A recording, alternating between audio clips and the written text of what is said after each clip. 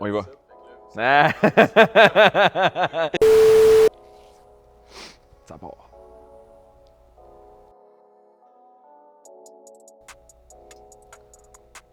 Pour vous présenter un peu mon côté personnel, mon grand-père est entrepreneur. Il a commencé une compagnie il y a de cela maintenant 45 ans. Mon père aussi est entrepreneur et il est président de cette compagnie-là depuis plusieurs années. Et moi, quand j'ai eu 19 ans, je me suis dit que je pourrais commencer une compagnie aussi. Par contre, je ne voulais pas me lancer sans apporter une innovation dans un certain domaine. Donc, c'est là que je me suis mis à regarder c'était quoi mes intérêts. C'est à ce moment-là que je suis tombé dans l'industrie des maillots pour hommes. Donc, il y a une petite histoire en fait en arrière de l'origine du nom Crabbit. J'ai jamais été nécessairement la personne la plus inspirée et originale pour venir avec des noms de projets. Donc, il y a 3 ans, quand j'ai commencé mon projet de maillot, dans ce temps-là, je coachais au hockey. Puis à un moment donné, on était dans l'autobus pour monter à Montréal. Puis là, c'est là que j'ai commencé à parler du projet avec les autres coachs. Puis à ce moment-là, en fait, je leur ai demandé, je leur ai dit, j'ai pas de nom pour mon projet. Donc là, on s'est mis à parler d'un nom possible pour le projet de maillot. Puis à un moment donné, il y a un des coachs qui a dit, tu pourrais l'appeler Crabbit. Puis j'ai dit, ben c'est une très bonne idée. Puis depuis ce temps-là, j'ai gardé Crabbit puis je l'ai jamais changé. La route pour arriver au maillot de la série 2 a été, pour le moins dire, ardue. Donc, c'est pas pour rien que ça a pris 3 ans avant qu'on arrive avec le maillot de la série 2, parce qu'on a rencontré vraiment beaucoup de problématiques dans la conception d'un maillot de bain. Au début, l'idée a vraiment commencé avec le fait de mettre un short de compression à l'intérieur du maillot. Donc ça, c'était correct. Après notre première batch qu'on a faite, on s'est rendu compte que le tissu extérieur était vraiment pas bon. Il était juste pas élastique. Donc, tu étais absolument restreint dans tes mouvements. Après ça, on est arrivé à notre deuxième batch. On avait changé le tissu extérieur. Tout est beau. Par contre, nos grandeurs n'étaient pas bonnes. Donc, ça finissait que si tu mettais un médium normalement, il fallait que tu mettes un X large pour qu'il te fasse comme faut. Donc, ça pouvait juste pas faire à personne. Après ça, on est arrivé à la troisième batch. Les grandeurs étaient réglées. Après ça, le tissu était réglé.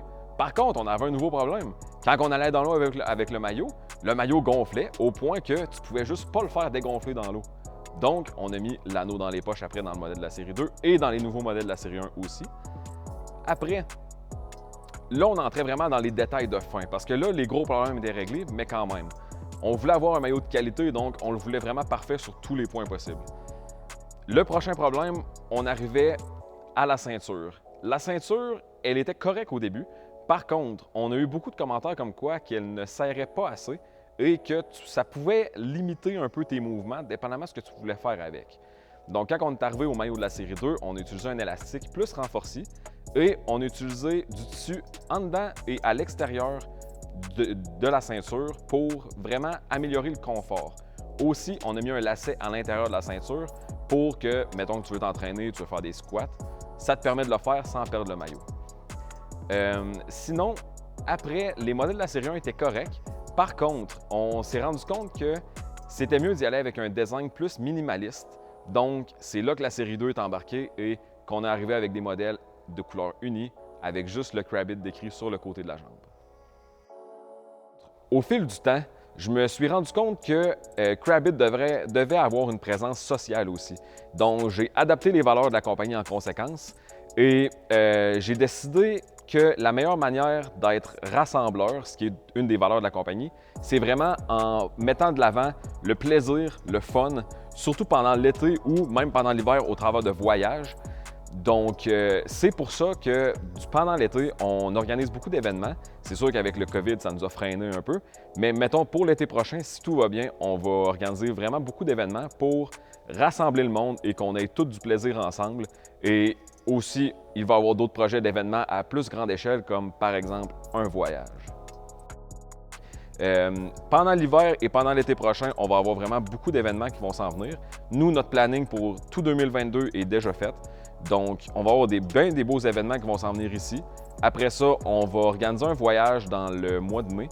Vous allez avoir des détails sous peu aussi. Puis sinon, on prévoit un bel achat pour l'été prochain qui va être annoncé pendant l'hiver. Donc, il y a beaucoup de clients qui demandent des maillots de version femme. Qu'est-ce qui se passe avec ça? Vous allez voir.